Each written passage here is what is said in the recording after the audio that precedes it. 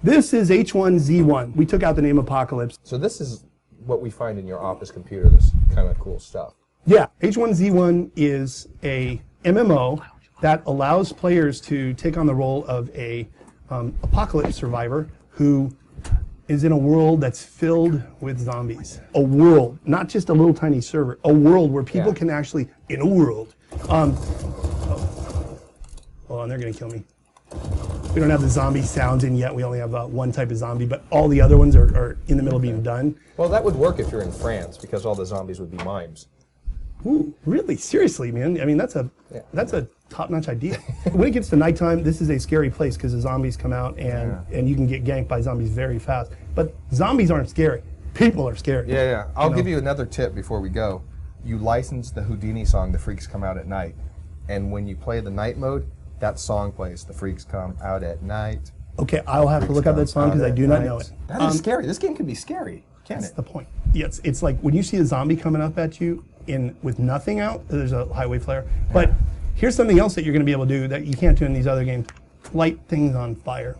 We're in the middle of putting that in now, so you're going to be able to burn down trees, burn down stuff. Yeah. And that's going to be a lot of fun. The idea of these players building this fortress and all of a sudden these other guys coming in, lighting it on fire and waiting until they come out of the fortress. I like that he keeps lighting his farts.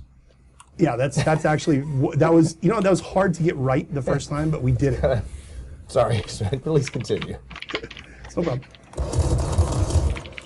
Oh, it's pretty fast, too.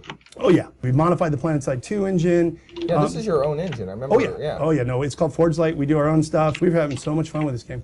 I mean, look at the world. It's just gorgeous. There's a day-night cycle that goes through this game. Oh, God, yeah. But in this game, it matters a lot more than in others because it gets really dark at night, and you have to have a torch, and you're going to be ganked by other players. So we've got vehicles in here.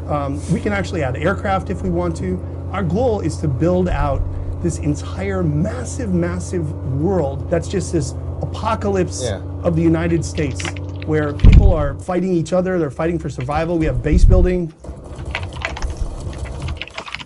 And this game is going to be our first game that we're putting out that we call with Emergent AI, where the zombies themselves have their own individual AI. They're not on some pre-programmed script. They actually think for themselves. Now, this.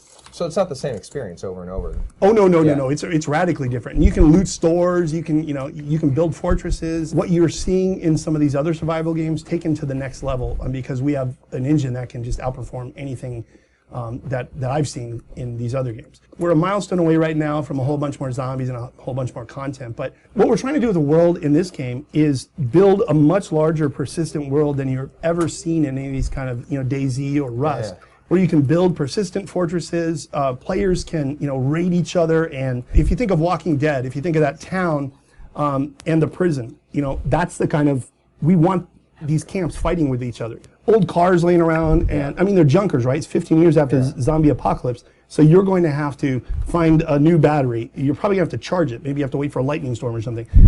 You're going to have to find spark plugs. You're going to have to find biodiesel for fuel or make it. I mean, we're taking this survival genre to the next level, and it's going to be a blast. Hello.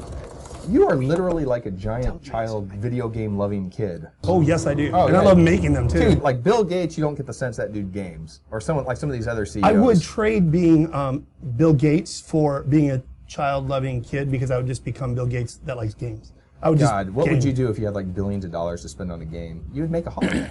I would. Yeah. I would. We could Kickstarter that. $1 billion.